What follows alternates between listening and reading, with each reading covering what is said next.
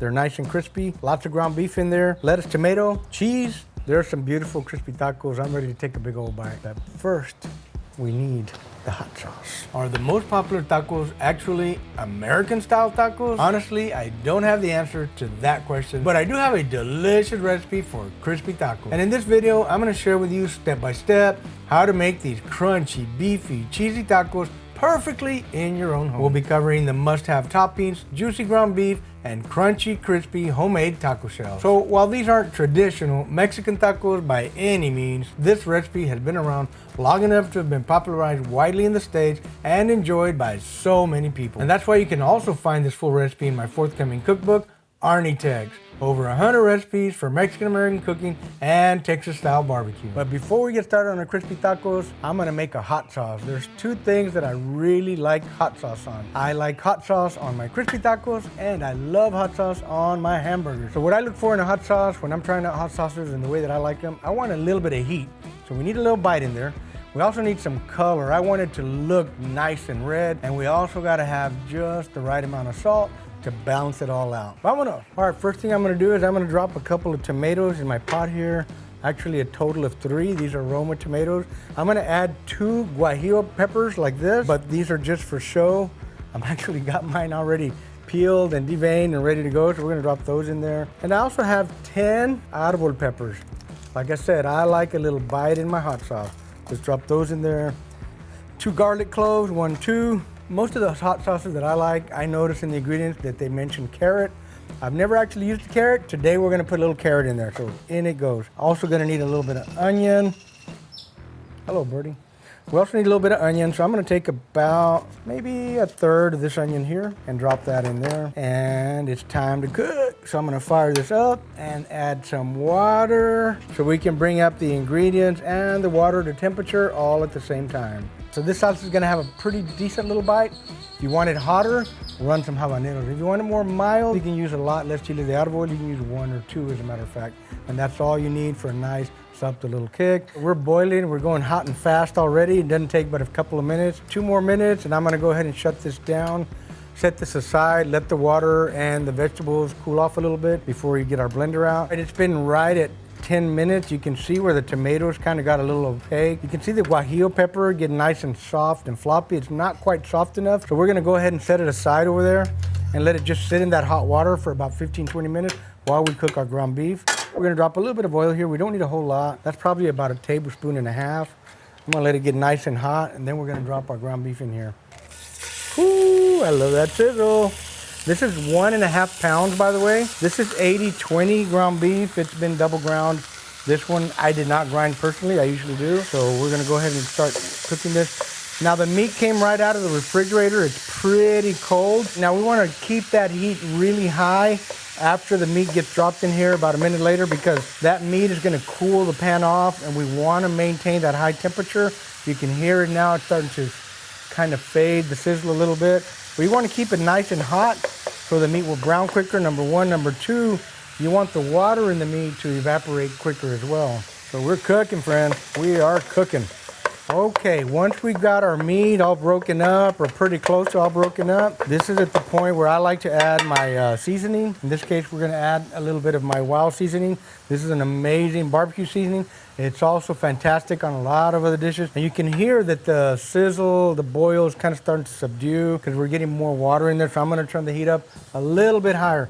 I wanna maintain that heat so that the water will evaporate and we will start to brown the meat a little bit quicker too. Now, one of the things you wanna do is try to get your ground beef fairly consistent. You can leave it a little chunkier if you like chunky, but remember, we're putting it into some folded over crispy tacos. They don't have a lot of give. So if your chunks are a little too big, you won't get a lot of meat in there. Now, there's all kinds of stories about how the crispy taco was invented, where it came from. As near as I can tell, it started in California. Taco Bell is the one that has popularized it the most, and they've been around for a very long time, and people really like that stuff. But this is not a Taco Bell commercial. They did not sponsor this ad. This is an CARNE Tech sponsorship. That's my cookbook back there, by the way.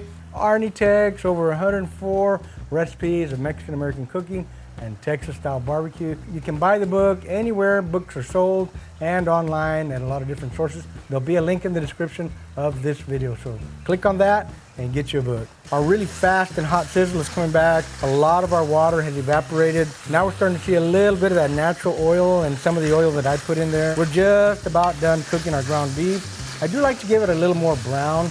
I want it to dry out a little bit so that my taco doesn't get all soggy when it sits there a little while. I love the way that sizzle sounds. It sounds amazing. Right about now, I want to do a little taste test just to see if my salt's okay.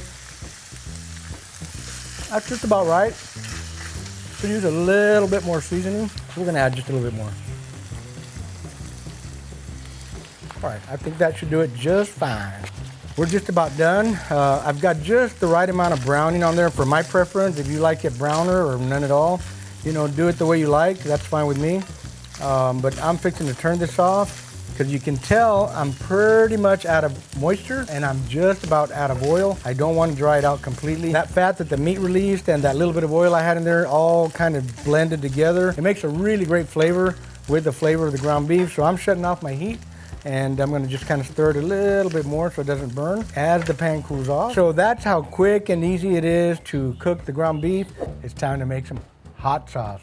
Not salsa, but hot sauce. I'm gonna go ahead and get my ingredients. They're still fairly hot. Tomatoes take a long time to cool off. They sat for a pretty solid 10 to 12 minutes while we cooked our ground beef. Let's get all of these ancho chiles in here. Oh, they're nice and soft now. They're just about trying to fall apart on their own. Here's the carrot. Get that carrot in there. Onion, another tomato. Or is it a tomato? Is it a tomato or a tomato? Let me know in the comments below. Yeah. Okay, so let's get the rest of these ingredients in here. I'm gonna put a little bit of this water in here. It's not an exact measurement, guys. Call that about a cup and a half, maybe two. Gonna add a little bit of salt. Just by looking at it, I'm gauging just from experience, so many salsas I've made in the past.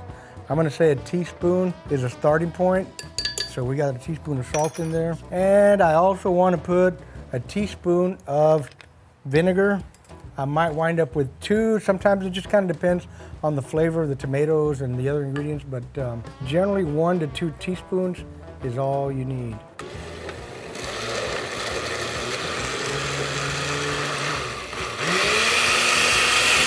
I would say that we're about done. That was about 1.5 minutes of blending.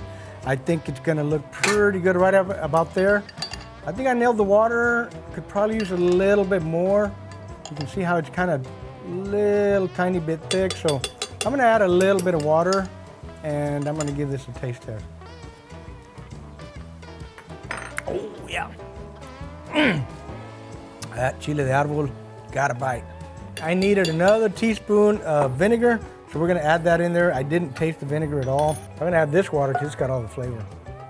I'm gonna call that another, maybe about 1/3 to 1/2 cup.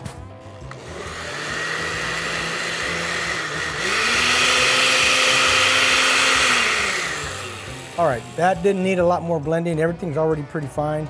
We're just trying to make sure we've got that water in there. Since I licked the other spoon, now I gotta use this one. I would say that's pretty good right there as a consistency. Let's go ahead and strain this into this cup here. We're gonna use the Mama Tex technique here and try to kind of press on here, get as much of that liquid in there as we can. Okay, let's give this a pour in here. We're gonna go slow and easy. And that, my friends, is how easy it is to make a hot sauce. Let's go ahead and start making some crispy tacos. What do you say? Let's get it nice and hot. You want it somewhere around 325, no more than 350 for sure. You just want to fry them pretty quick on one side, flip it, and then fold it over. But let's see how it does with the tortilla. We're not there. Oh yeah, we're there. I'm gonna drop that tortilla in there for about 10 seconds. 1, 2, 10. We're gonna flip it over. Might have a little too much oil. And then I'm just gonna kind of bend it over with my tongs here carefully, like that. You want to fold it over, that's probably a better word. Got too much heat, I'm going to back that down a little bit. So we're going to fry one side for a few seconds. The oil's pretty hot. Once it sets, it's not going to unfold, so we're going to fry the other side. And we're looking for a nice golden color and a firm texture on the tortilla. You can see that it bubbled up right there a little bit. That's okay. If you let it fold over all the way, it's going to stay that way, and it's going to be kind of hard to get your meat in there. So I like to get my tongs and get them right in the middle here and let it finish frying like that. So you do one side, Flip it over and do the other side. They're starting to get a little crispy color there. They're pretty much done. All right, that one's done. So we're gonna drain it a little bit, just like that. Time for tortilla number dos. Whew, man, I like these little racks. Never used them before. Pretty cool. All right, let's do another one. Couple of seconds on one side. You start to see all that bubbling. Flip it over and fold it right over, just like that. Again, friends, don't have to be perfect. You can make them open wide or a little tight. It's really up to you how you want to do it. This is just the technique that works for me, or this is how I learned how to do it. If you have a better technique, let me know in the comments below. I don't mind. Again, I like to get my tongs right in the middle there once I flip it over one time. That way it stays open as it fries. Once it sets, it's gonna stay. You can see this one over here. It's not changing anymore. And it doesn't take but about 30 or 40 seconds per side to get these nice and crispy. We got that side, we're going back this way. You can see the nice and crispy side there. Beautiful golden color. Again, I'm not looking for perfection. I'm just looking for a nice crispy taco shell. That's two, but they are crunchy. All right, one more. All right, come on, fold over, baby. There we go. Flippity flip. It's floating, it's done. What a pretty crispy tortilla taco. First thing we're gonna do is dice up some tomatoes. I like to dice them a little bit fine, so what I like to do is cut them in half and then just kind of make some little long slices like this, and then we're gonna go across the other way. Okay, up next, lettuce. We're gonna slice our lettuce the way my mama taught me, just nice thin slices like this. I think that's plenty. I get people asking me all the time what kind of cheese we use. We like the Longhorn style cheddar cheese, so that's what we like to use. Now you use whatever cheese you like. And away we go. I think that's plenty of cheese for today. My wife would like some avocado slices, so we're gonna make avocado slices. All right, we're just gonna give it a little twist. Cut this in half. Remove the peel. Then we're gonna slice our avocados. Here's a great technique that I learned a couple of days ago. It really works good. You wanna have a nice, cool, and semi-firm avocado to do it like this, but it works pretty good. As you slice, you kind of move it over a little bit. You can cut them thin or a little bit thicker. I like about 1/8 to 1/4 of an inch, if I can control my knife. This avocado is pretty soft. They wind up breaking up like that, really, really nice. Let's get the first one. This is the kind of serving spoon I like to use because you can kind of dig into the crispy taco right there, just like that. Some of that meat falls out. That's okay, don't worry about it. I like to press it down a little bit like this. That way I can get a little bit more in here. Let's just press them down a little bit more. It's all good here. We're gonna press this lettuce down too. A lot of meat and a little lettuce. And you can put as much as you like or as little as you like. We're gonna get a little bit of tomatoes on here. We got a little bit of cheese. All right, now there's no room for avocados in here, but we're gonna put one on here just for looks. Let me try and squeeze one in here. There we go, we got our avocado in there. Friends, there's some beautiful crispy tacos. I'm ready to take a big old bite. Cheese, lettuce, tomato, lots of ground beef in there. They're nice and crispy, but first we need the hot sauce. You notice how I'm gonna angle my taco this way, pour a little bit, pour a little bit of hot sauce in there so that it drips down in the other direction. I might have put a little too much.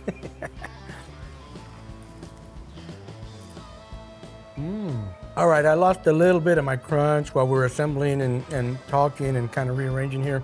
But friends, it's still super, super delicious. I can taste that little sear on the ground beef. I can taste the hot sauce, and the lettuce gives it a nice crunch.